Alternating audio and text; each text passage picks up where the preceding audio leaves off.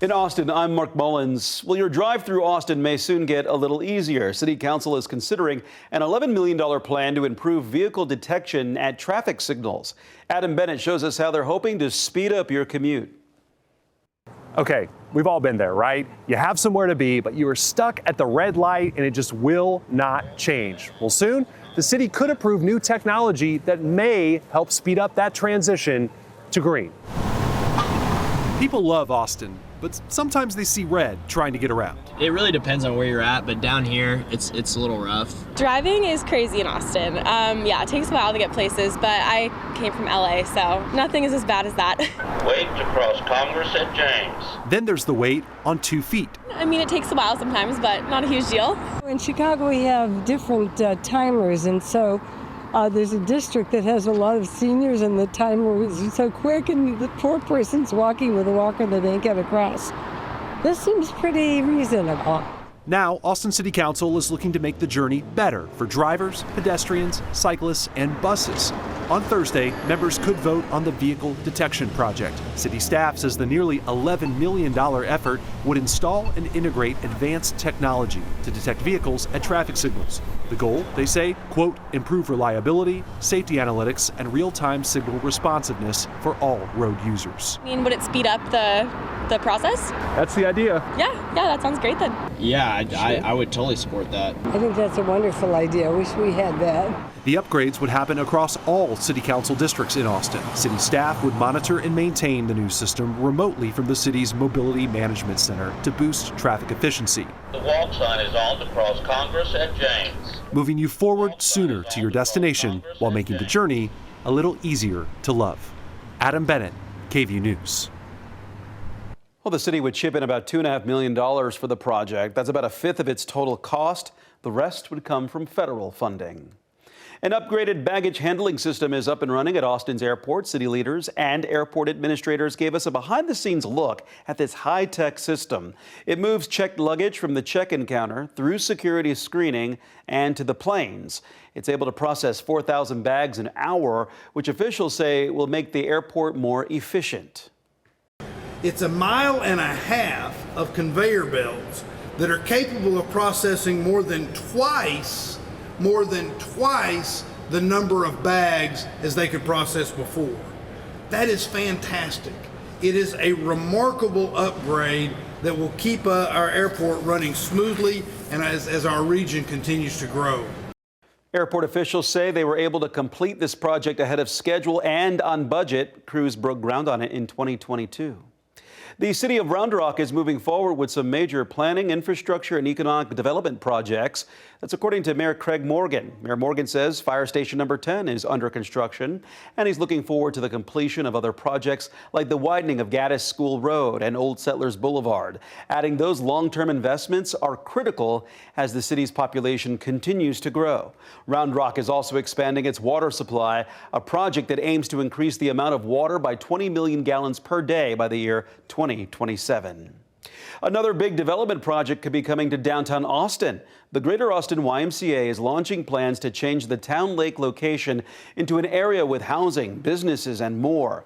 YMCA leaders presented their plan to the city council members. Here's Kelsey Sanchez. It was a packed Wednesday morning at the Town Lake YMCA in downtown Austin. For some who hit the gym, it's a routine they don't break. It's like my home away from home. Brooke Daniels says she's been coming to this location for years and can't imagine it changing. However, change could soon be coming as leaders of the Y proposed a project to City Council Tuesday to renovate and expand the facility. If it wants to expand, I'm all for it. I'm for expanding any YMCA in the city. According to city staff, the idea is to create a mixed-use development with 110,000 square feet of community and office space, up to 750 condo homes, and about 10,000 square feet for restaurants. It will also add mental health counseling, child care services, and elderly activities and programs. I love the idea of adding community needs. That sounds great. I think my first thought is just, what's it going to look like? The nonprofit plans to team up with Foundation Communities to build a 7-story, 90-unit affordable apartment building next to the Y. The expansion is a concept Y member Lori O'Connor welcomes, but she has some worries. The parking is an issue. You can't add on unless you can add more parking, and we barely have enough now on this side. KVUE reached out to the YMCA of Greater Austin. In a statement, the CEO said the reimagining of the Town Lake YMCA is a once-in-a-generation opportunity to meet and support the growing needs of Greater Austin. Going on to say, the redevelopment model is a proven strategy used by YMCAs nationwide to better serve communities. KVUE also reached out to Councilmember Zoe Caudry.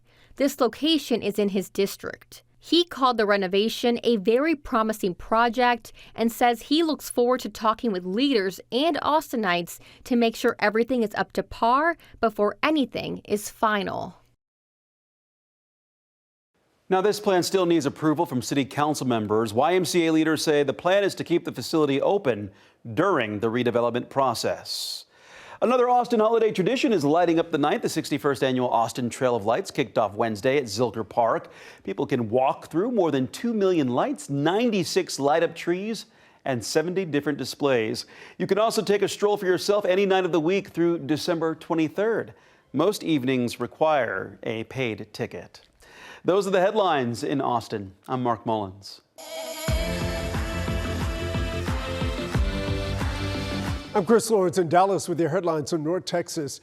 2 parents say their son is still recovering from a traumatic hazing incident in Louisville ISD. The attack was caught on camera, and we should warn you, the video is hard to watch. The family shared it with Luke Clary because they feel it's important to see. Nobody's taking this seriously, so what are we left to do? They say seeking accountability has been like a full-time job since learning their teen was hurt and humiliated in a hazing in mid-October. Meeting with administrators, emailing, following up with the police detectives, and not getting anywhere. Flower Mound parents Amy and Doug are going by just their first names to protect their son's identity. Providing this video of the incident. We're showing a blurred version to give context while protecting the identities of the students involved. Good. The reason it needs to be shown is the fear that he's going through. They say it happened after a football team dinner. The junior stripped of his clothes by a group of seniors and shot repeatedly with a pellet gun. Did he say how painful that was? He said it was so painful. And you can hear by the screams. He's woken up several times in the night, don't shoot, don't shoot. Louisville ISD said it conducted an extensive investigation involving interviews with more than 90 students and staff, as well as 13 families who came forward.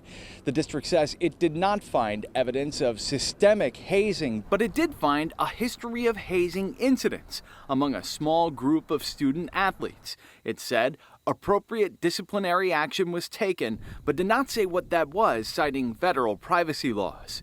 The Double Oak Police Department would not confirm the status of its case, but emails from detectives to the family, shared with WFAA, indicate a criminal investigation is underway. Just not fast enough for Doug and Amy. When will you be able to say the job is complete? I think when arrests are made and when administration takes further action with the leadership. A job they never asked for, and one they're not ready to quit until their son sees justice. In Flower Mound, I'm Luke Clary. A woman is warning her neighbors after her beloved dog was attacked and killed by a bobcat. Richard Solomon is in Frisco with a new warning from wildlife experts about protecting your pets. If you ask Melissa and Paul Clark about their favorite child, they won't hesitate to tell you she walks on all fours. That little dog right there might be covered in fur, but she is my little daughter. Meet Luna, a 4-year-old Maltese in the center of their home, which is why what happened next is almost too painful for them to say out loud. And as she took her last breath, I took that breath in. The two say on November 29th, around 9 in the morning, Luna was attacked by a bobcat.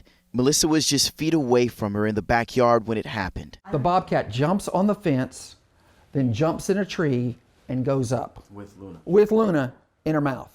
They were able to find Luna in a bush and rushed her to the hospital, but her injuries were too severe. She died later that night. It's a terrible, terrible thing. It's a tragedy. Mila Singleton, owner of 911 Wildlife and founder of North Texas Wildlife Center, says urban wildlife isn't here by accident. She says as our cities grow, our neighborhoods unintentionally create perfect pathways for wild animals.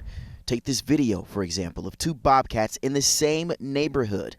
This was posted on the Nextdoor app. And that's because we offer resources. So they're living under dens, they're traveling through our sewerways. She says your best practices: keep your pet on a leash and always keep a watchful eye. I don't know how you move forward past this. But for the Clarks, that's not enough. They want the bobcats removed, so no families have to feel this grief again. We need to solve this problem. Not just for us. It's not about us. It's about our community. In Frisco, I'm Richard Solomon. A pilot program is targeting some of the worst nuisance properties in Fort Worth. Starting next month, a nuisance enforcement task force will deploy to 3 trouble spots known for repeated violations and crime. Brittany Costello just went to one to see how residents are reacting.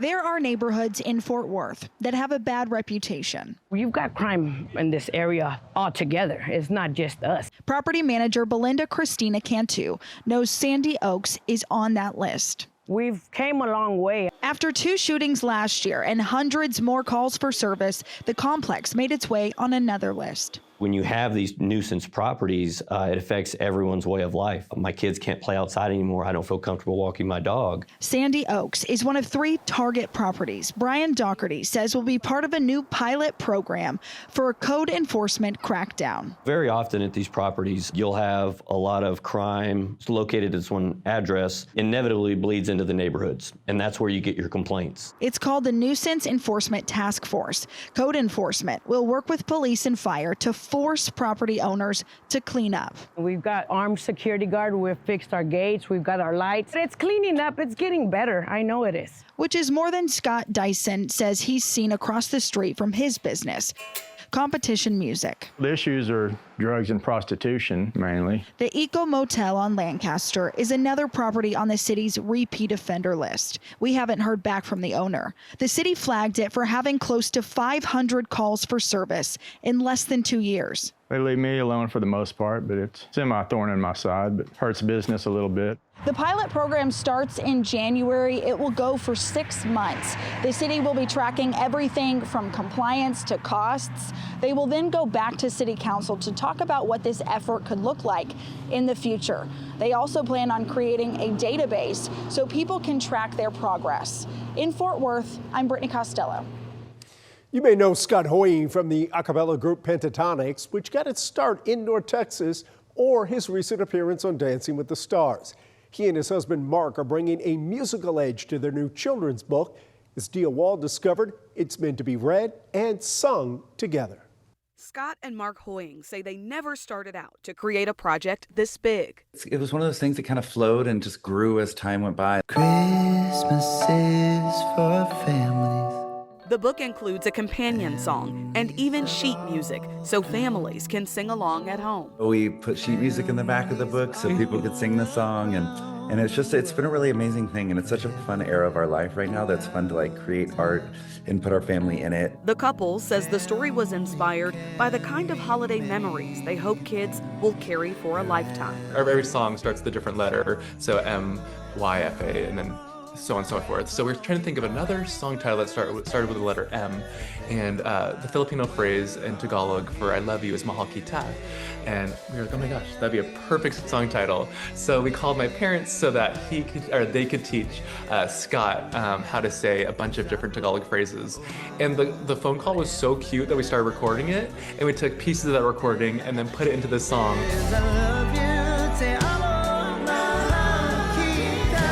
Inside the pages, readers will find deeply personal touches. The artists filled the book with illustrations based on their own families and traditions. Yeah, we went full Taylor Swift. There's the Easter eggs all over it.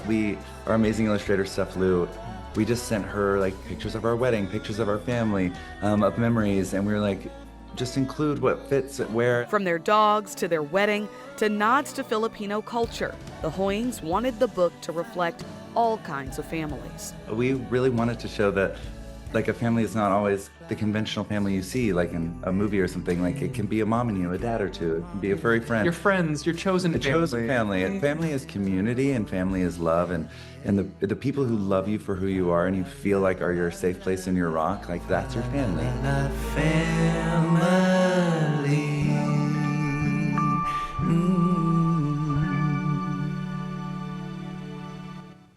Might be something to add to your Christmas list. And those are your headlines from North Texas.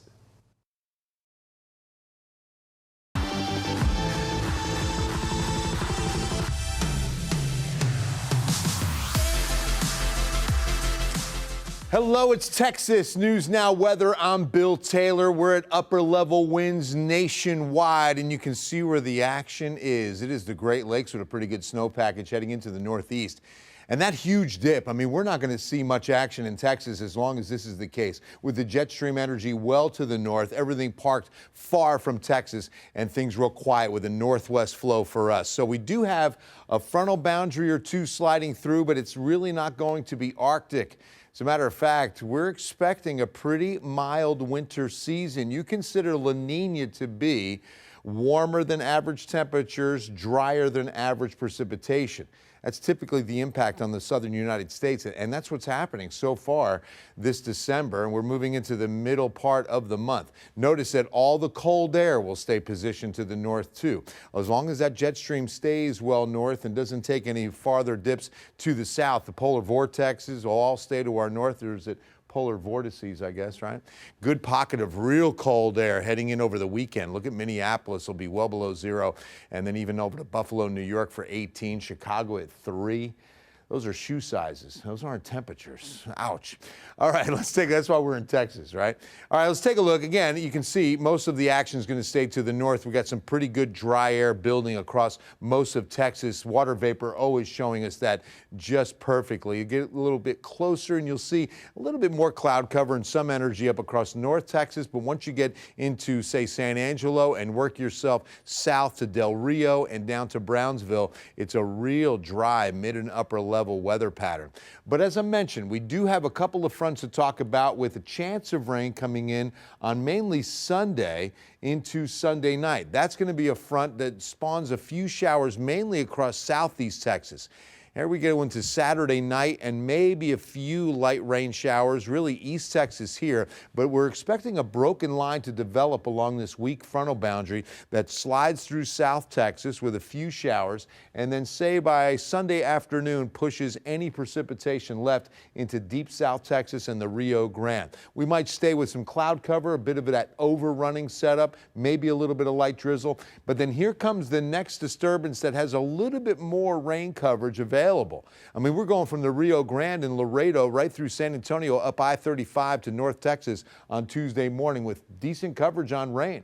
Probably the best coverage we've seen, right? And then it picks up a little bit heavier rain for East Texas as you get into Tuesday night and early Wednesday with the last of any rainfall Wednesday morning for Houston, and then moving out and drying out as we get into Wednesday night. And speaking of drying out, right, the drought report, it's going to be updated on Thursday. We still have that small pocket of exceptional drought only for out west near Big Bend. And then you've got some pockets of extreme drought right across San Antonio. In fact, all of Bexar County. And then you've got a pocket as you head closer to Houston, which is pretty exceptional. As a matter of fact, to even see severe drought kind of butting right up into Houston, that's really, really exceptional. I mean, you normally don't see that for southeast Texas, but these pockets of moderate drought once you get over to Beaumont, Orange, and into Louisiana. And then look, near Corpus Christi, for extreme drought to show up there. That's pretty rare as well. Now, speaking of rare, it's going to be the next 7 to 10 days that we're not expecting much rainfall, well below average out to the west. We get a little above average as we get into deep South Texas, but a good portion of the state, especially that I-35 corridor, is staying right on the money with average precipitation over the next week to week and a half. All right, time for the extended forecast. Pick your Texas city and let's see what's going on. As you can see, we wrap up the work week with a lot of sunshine, as warm as 86 degrees at McAllen on Friday, December 12th, and you're flirting with 90? That's incredible. Even Corpus Christi closing in on 80-degree high for Friday the 12th. Then as we head into the weekend, looks pretty rain-free unless you're in McAllen. Back to a rain chance there for Sunday. and a high of 73. Look at the high on Sunday for Lubbock, only 46 degrees. That is some cold air. Rain chances for Corpus Christi as well as the state capitol on Sunday. And then as we get into next week, you'll notice a lot more cloud cover than sunshine with those rain chances I mentioned on Tuesday and into Wednesday. For Texas News Now Weather, I'm Bill Taylor.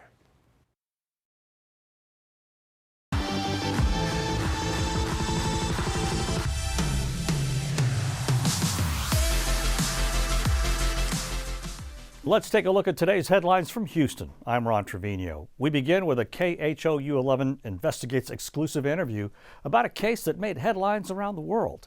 Oninda Romulus, the mother charged with shooting her 4 children and killing 2 of them, is speaking out. She sat down with investigative reporter Jeremy Rogowski, who has more on why the accused child killer claims the way the world is portraying her is a lie. In 2 separate conversations lasting an hour and a half at the Brazoria County Jail, Oninda Romulus professed her innocence to the heinous crime that has her locked up on a $14 million bond. The mother saying, quote, "I'm not crazy, I'm not a monster." We need multiple ambulances. Police found her 4 children, ages 3 to 13, shot inside her car at this Brazoria County gas station early on a Saturday, October morning. Romulus says she doesn't remember calling 911, but she did explain why she was an hour away from her home in Montgomery County. Romulus says she feared her ex was stalking her, so she took the kids to stay in a hotel, but ran into car trouble and was looking for a 24-hour tire shop. On the road, she claims her 13-year-old son, Ocario, suddenly snapped. "My oldest has a history of psychotic episodes threatening people," she said. "He has a long track record." While driving, the mother says she hadn't realized her oldest son had grabbed her guns from the home and claims he pulled one on her. "I remember my oldest aiming the gun at me," Romulus said, adding, "I swear to God my son was growling at me. I told him, 'What the F? Stop, stop, stop.'" We're doing first aid. We're doing everything we can. When asked what happened next, Romulus said she couldn't talk about it because our jail conversation was being recorded. Her version contradicts what investigators have previously said. We believe that the evidence shows that this tragedy has occurred inside of the vehicle and that Romulus, the mother of the children, is the shooter. In court documents, Romulus allegedly told investigators that her children were, quote, "with the devil," and instead of them doing it to me, I'm gonna do it to them. When investigators further asked, "Do what?" Oninda Romulus stated, "Kill them all."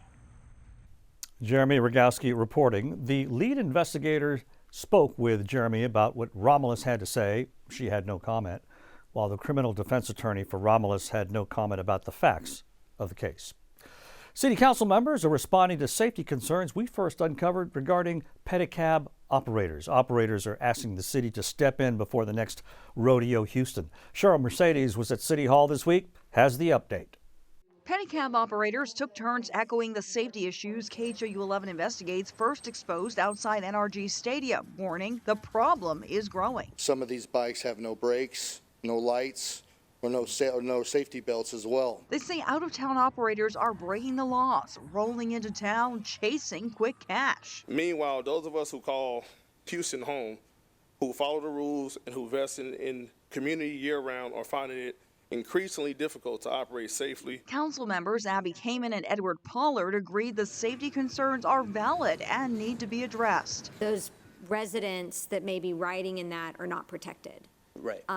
It's a very dangerous scenario. Those small but impactful changes, I think, could go a long way. Operator Shyla Salas says it's the closest she's felt to a solution. This is the first time I have to say I do feel heard, especially to see the council members acknowledge me and just to say, okay, we're willing to meet with you. Operators say the biggest solutions include clearer rules, a cap on permits, and stopping fully electric motorcycle-style cabs from slipping through the loopholes. What are your thoughts on what they had to say? The fact that they came forward, usually people who are close closest to the issue have a way to solve that problem. And so hearing from them directly gives us greater insight on what we can do as legislators to change the ordinance, and I look forward to working with them to do just that. Councilmember Pollard says he plans to meet with pedicab operators and work on strengthening the ordinance, including clearer rules and better enforcement. We'll keep following this story for you. All right, thank you so much, Cheryl. Mercedes, if you've started your holiday shopping, you know toys are pricey. Shop owners say President Trump's tariffs are pushing prices up, and they're caught in the middle. Marcelino Benito stopped by one of Houston's most popular toy stores in search of solutions for customers. For nearly 12 years now, we've got those two things, correct? The Big Blue Whale in Houston's Heights, like most toy stores, has lived for the holiday season. This is our Super Bowl. It's the most important time of year for us. But this year, manager Angela Cook tells us getting to the fourth quarter has been one very bumpy ride. It's very much a roller coaster ride, and we have to ride, and we can't get off. U.S. tariff policy creating that uncertainty. Nearly 80% of toys sold in the U.S. manufactured in China. Tariffs there at one point this year, a whopping 145%. It's kind of go fish. That's hit mom and pop toy shops just like this. Nothing is the same price it was last year. I think everyone knows that it's affecting everyone in every way. Angela says they've done what they can to absorb most of that tariff increase, shielding their customers. The prices have gone up, but if they've gone up astronomical, then we've just had to cut that item and either find something comparable or just don't have that item this year. Has it been a challenge navigating this? Yes. So we've had to be much more thoughtful about what we order, how much we order. The National Toy Association warns it all means fewer selection on shelves across the country, and on average, a 4% increase in retail prices. What is your message to parents who are concerned about sticker shock? You know your budget, you know your child. I'm sure we can find something in here for you. Take these two toys, for example. They look pretty similar, right? But if you take a closer look at this one was made in China, while this one was made in the United States. And this year, buying U.S.-made goods could help you avoid those tariffs and save a few bucks. All we can do is just keep trucking. The good news, tariffs have already dropped some this year. But experts say no matter what, this Christmas, $37.87. your wallet's going to feel it. Christmas always comes on the 25th. We're just hoping that this is just like a giant speed bump and it's gonna kind of level out next year.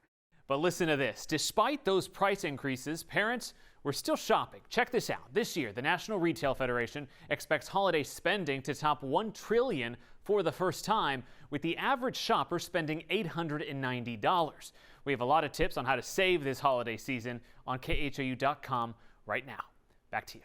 All right, thank you so much, Marcelino Benito. That's a wrap of your Houston headlines. I'm Ron Trevino. I'm Lindsay Littman. Here are your headlines from Central Texas. City Council members voted to approve a non-binding agreement with the company behind the $10 billion data center project, but that decision came with critics. 6 News anchor Adriana Alexander has the latest on the aftermath of that vote. Frustration. You're not welcome in our community. You're not welcome in McLennan County.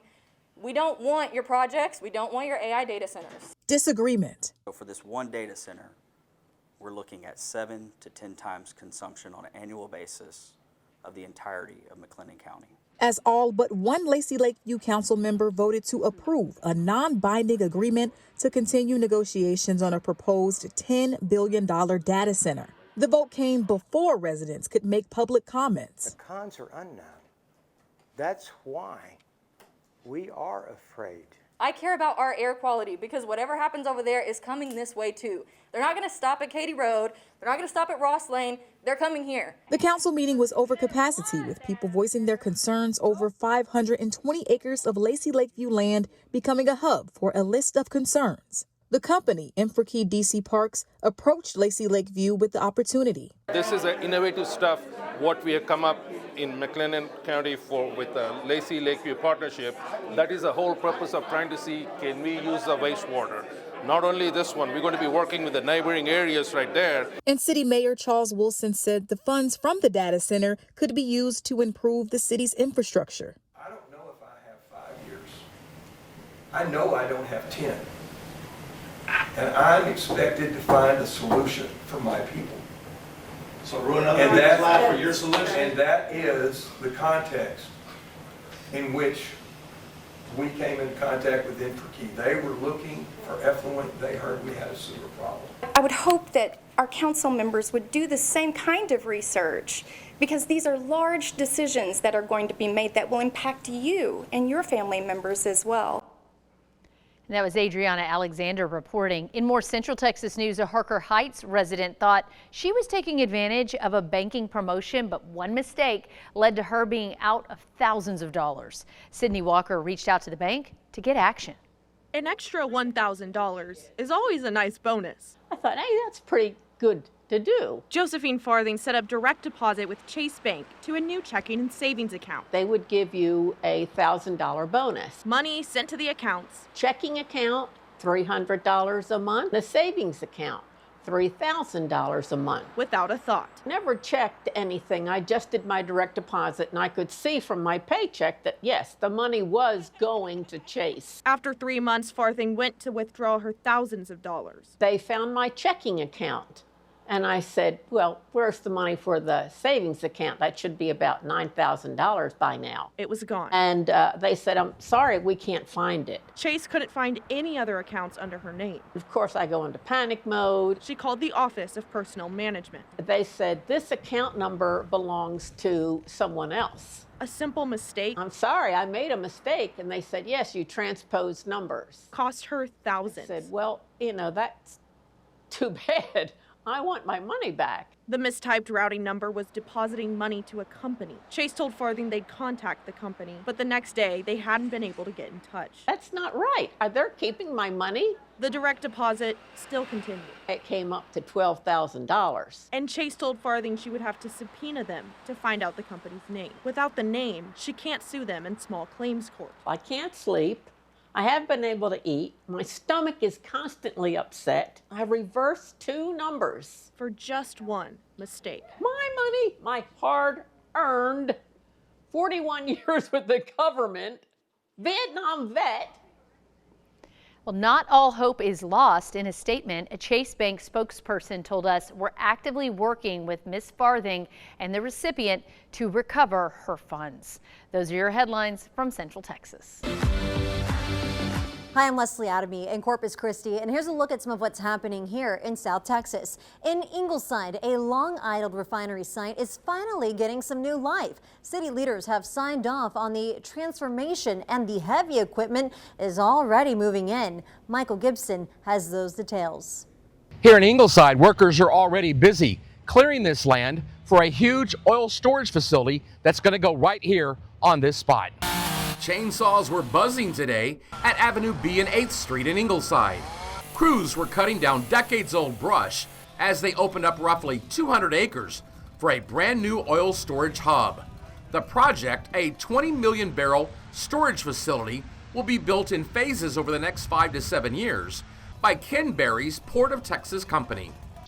These tanks will be built out over the next probably 5 to 7 years in a small piece at a time process, scheduled process. All the material will be moved most likely by pipelines. Berry says the total cleanup here has already taken 7 years. Shallow groundwater contamination was discovered after the company took over the property, the same property where Humble Oil built a refinery and tank farm way back in 1928. It closed in 1945 and has sat abandoned ever since.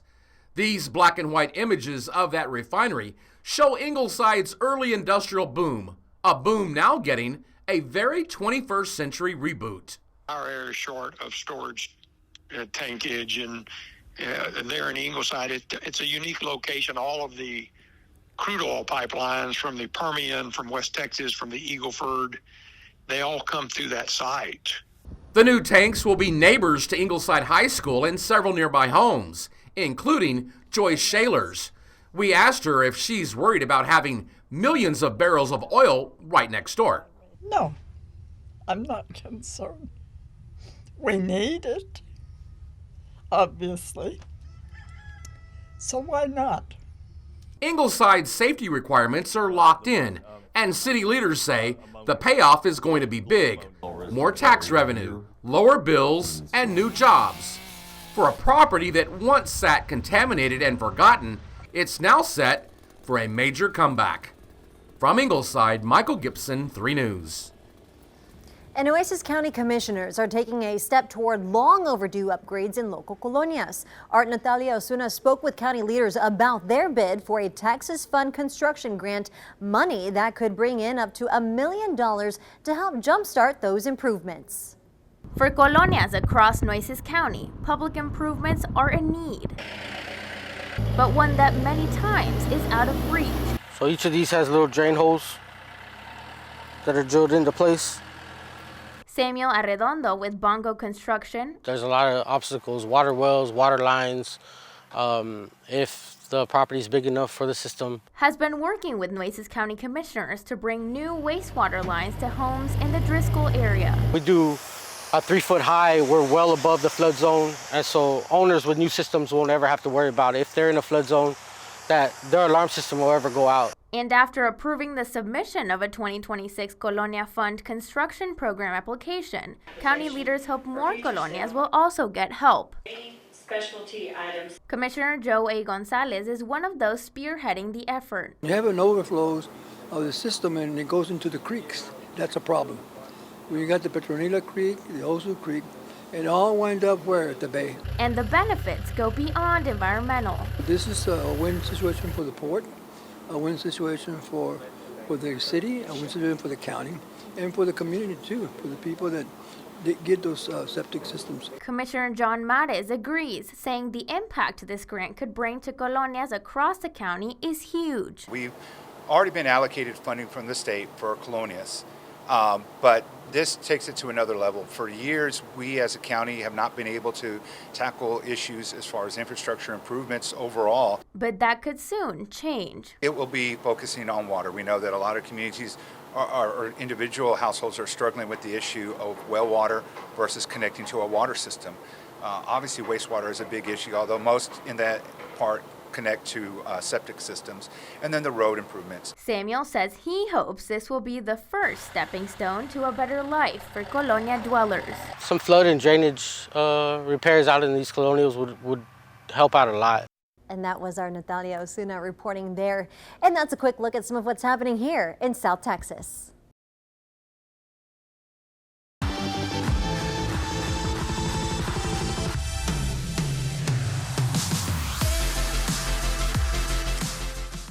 I'm Henry Ramos, and this is the news in San Antonio. Gunfire and tear gas, all part of a dangerous standoff. It happened after officials say a man fired shots at a deputy constable. He wasn't hurt thanks to his protective gear. And now the suspect is facing an attempted capital murder charge. Megan Reyna has the story. Well, we heard the gunfire. We heard the shots. Pow, pow, pow, pow, pow, pow. And then we hear helicopters. We hear helicopters right now. That was reaction from longtime Eastside resident Tommy T.C. Calvert Sr. It was around 4 this afternoon when a swarm of law enforcement showed up to the Artisan at Willow Springs apartment complex off Gimbler Road. Sheriff Javier Salazar says 49-year-old Kevin Gerber was barricading himself inside his apartment after shooting at a constable deputy who was attempting to carry out an eviction warrant. He was hit in his body armor, and my understanding is that he's actually still on scene and is expected to be okay. That constable has been identified as Daryl Ward, seen in this photo at the scene following the gunfire. The Precinct 4 constable shares with us they had been warned by the apartment management that Gerber had mental health issues and had several guns in his apartment. The sheriff says Gerber did fire off more rounds as he was barricaded. People living at the complex, including Valerie Mendoza, say Gerber was known to hang out at the front office. He was texting another neighbor while he was in there involved. The cops were fully actively here, and he told her to take care of his cat. And I was just like, oh my gosh. Sheriff Salazar says the suspect has a military background, but he's unsure if that had anything to do with the situation. After about 2 hours before 6 p.m., SWAT decided to deploy tear gas, and Gerber came out. He's out, he's safe, he's secure, and he's on his way to jail. Mendoza says the whole situation has startled a community full of families, but she's thankful no one was seriously hurt. I know some places like, oh, this is typical, it happens all the time. It doesn't here. It really doesn't. In other news, homicide investigators have little to go on as they try to identify human remains found in southwest San Antonio. They say bones were found in the area near an abandoned hand-dug well. Here's Sue Kalberg. Because of the state of decomposition of the body, this very well may be a tough case to crack. So, in case you're familiar with this area, I want to tell you a little bit more about maybe how you could help. That bridge over there, that is Military Drive. This surface street right here is Quintana Road. The railroad tracks are right there. And then on the south side of Quintana Road, this berm right here is about 25 yards from where the body was found. The San Antonio police sergeant who was here yesterday said that this whole area is like a super highway for people who are homeless. They use this pathway to get to neighborhood stores and whatnot. So there are lots of people who may know this person. So let me show you the abandoned hand-dug well. It's right over there. See the rocks? That's where the well is, right off Quintana Road. The police report says somebody who was walking through the area saw some clothing trapped under rocks, and when they went to move the rocks, that's when they found the body in this abandoned well. We asked the Edwards Aquifer Authority about situations like this and if it's a danger to our aquifer. They said hand-dug wells like this are usually shallow and don't pose a threat to our drinking water. This whole area of raw land has plenty of abandoned campsites. So it's entirely possible that the people who are familiar with this area know who stays here and who goes from here. It's entirely possible you might have the clues about somebody you haven't seen in a while. If you know who this could be, the number to the San Antonio Police Department Homicide Division is 210-207-7635. In southwest San Antonio, Sue Kalberg, KENS 5. A call for action after 2 suicides this year outside a San Antonio VA hospital. Mike Jimenez looks into new legislation hoping to help veterans. It's infuriating, actually. It's senseless that we had another young Marine veteran die by suicide in the VA parking lot. Dr. Larry Miller, father of U.S. Navy veteran Mark Miller, expressed his anger at a rally Monday afternoon in front of the San Antonio VA hospital after 33-year-old U.S. Marine veteran Enrique Ramos Jr.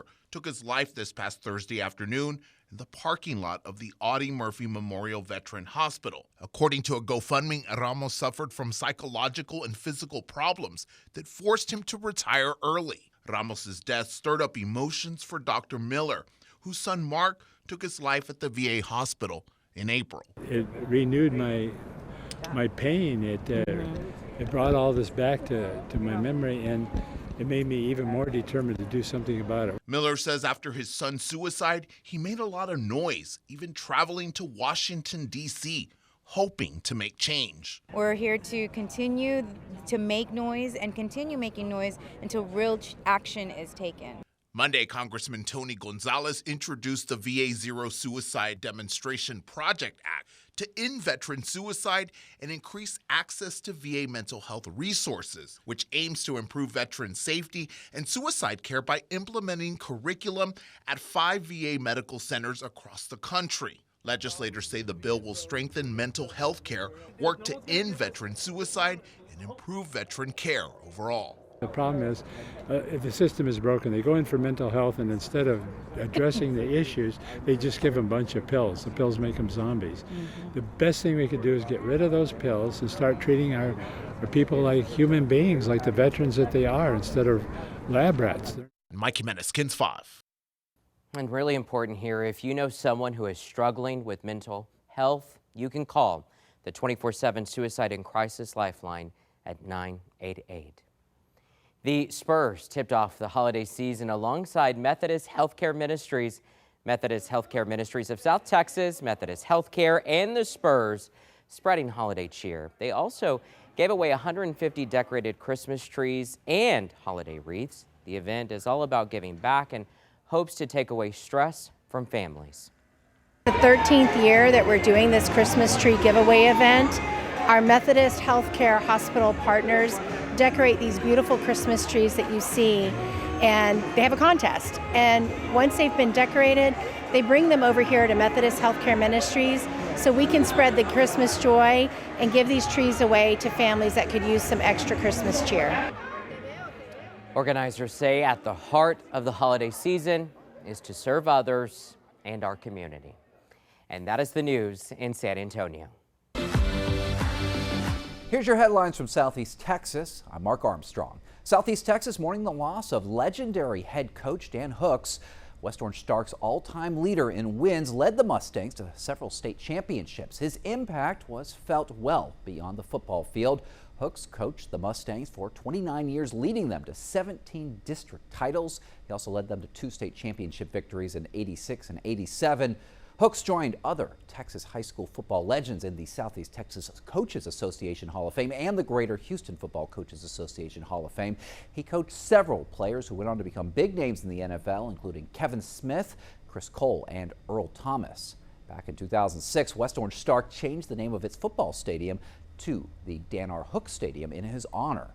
Now we spoke to Toby Foreman, the head football coach at Killeen Shoemaker.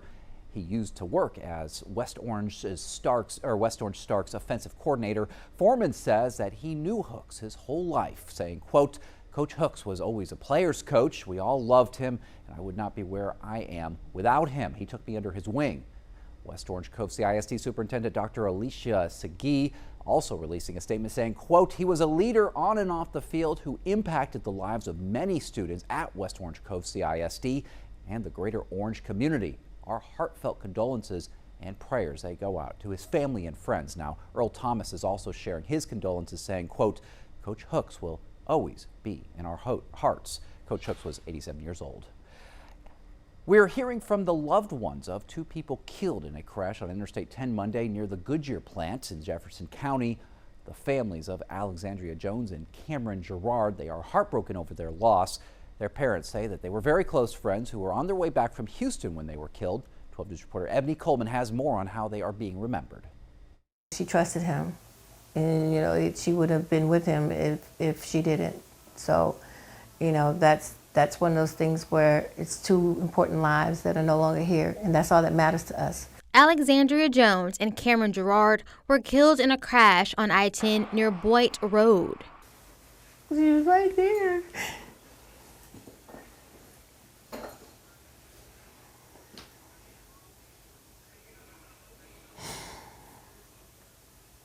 Literally right there at my front door.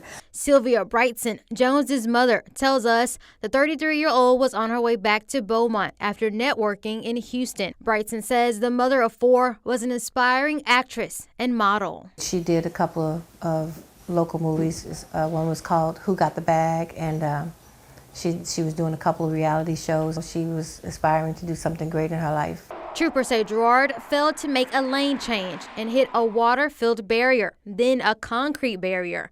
They were both killed at the scene. The last text that I sent to her was, kind of fussy because I didn't know, what was going on. Gerard's parents, George and Steenie, say he was at a birthday party in Houston when Jones caught a ride back with him. Sometimes it feels like it's not real.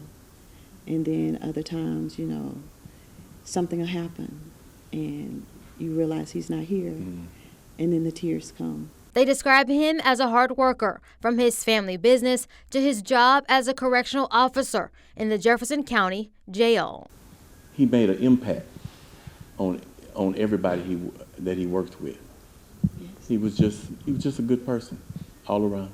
Both families are holding each other a little closer as they grieve. As a community, I know we're going to get through it. There are 4 little ones who don't have a mother anymore. And that's going to be the toughest part for me. And that was Ebony Coleman reporting in Jefferson County. Alexandria's family is hosting a candlelight ceremony on December 12th in her memory. And those were the headlines from Southeast Texas. Hi, I'm Brennan Gurley, and here's what's making headlines across East Texas. Christmas is coming early for some kids in Smith County. Through Tyler Patrolman's Blue Santa program, law enforcement traded in their patrol cars for shopping carts. They paired up with more than 132 kids in need for a holiday shopping spree at Walmart. Each kid got a $100 gift card to buy whatever they wanted. Unite Everyone says helps spread joy while connecting the community. Constable Josh Joplin adds it's all about building trust, and the impact goes far beyond getting new toys. Law enforcement always has to, be the bad guy, and this is an opportunity for us to be that good guy. And it's an opportunity for us to be able to come out here and serve these kids and give them what they need and make sure that they have what they need under that tree and to be able to have a great Christmas. It does help build our relationship with the community because, again, they're not seeing us on their worst day potentially. They're seeing us, giving back, and it's a good day for them. Well, that program is made possible by community donations. Organizers say that they hope this experience sticks with the kids long after those presents are opened. This year, there will be moms and dads sitting by the bedside or isolate, praying and waiting for their newborn to come home for the holidays. That's why we're teaming up with the Children's Miracle Network to make that hospital stay a little more merry and bearable this holiday season. Our Dana Dixon talked with a first-time mom who knows firsthand and how valuable the donations are to parents who can't hold and take their babies home from the hospital after they're born. Well, everything was going pretty smoothly. Until it wasn't. 1 minute, Sage Souls was at her 3rd trimester doctor's appointment, and the next, you need to go to the hospital. So my blood pressure skyrocketed. Sage was diagnosed with preeclampsia. At 28 weeks and 5 days, Sage underwent an emergency C-section, giving birth prematurely to little Leighton, a miracle baby who weighed less than 2 pounds back then, but is a healthy and handsome almost 2-year-old now. Very early, very scary. We already knew that he had intrauterine growth restriction, so he was smaller than expected. So teeny tiny, like you could hold him just like this. It was like his head is right here and then his little feet and legs kind of stick off this way, tiny. Back then, Leighton, like a lot of micro-preemies, needed help breathing. Seeing all of the medical equipment on him and machines monitoring him in the neonatal intensive care unit at Christus Mother Francis Hospital was both overwhelming and comforting, all at the same time. It had a little hat and the hose where the mask starts like from their nose and goes up over their head. So he's already teeny tiny. And I was just like, wow. When I remember being wheeled in there, it was blue because they have a little blue light over them in case he's got jaundice. One of the hardest parts, not being able to hold her baby for a week. I just remember finally being able to open the little doors on the bed and just put my hands through and hold him that way. And not being able to take Leighton home or be with him 24/7 proved especially tough. But she found the NICViews soothing to her mommy soul. The NICView cameras to me were honestly like a hug, a sigh of relief. It was nice to be able to just wake up. If I'm waking up gasping like, is he okay? I just log into the camera and I'm like, oh, he's fine. I can see him. He's right there. Those NICView cameras and other specialized equipment in the NICU are funded through generous donations to the Children's Miracle Network to help support the tiniest East Texans, like Leighton and his parents. You never know the joy a camera can bring until you find yourself in that situation. I logged on to the NICView camera and I saw he doesn't have the mask on. He's on regular oxygen. That was like, whoa, it's time to celebrate because I never felt like I could really see him the way that I would like to because the mask is huge, but to me, like the first kind of hurdle we got over, and something that was very satisfying to see and rewarding. Like, look, he's making progress. This won't last forever. But it did last 99 days before Leighton graduated from the NICU and headed home. He is definitely a miracle. He's one of a kind. He's got lots of personality. Today, Leighton loves to play hoops, drive his go-kart, and spread endless joy. What a merry miracle. In Tyler, Dana Dixon, CBS 19. And that's a wrap of your East Texas headlines. I'm Brennan Gurley.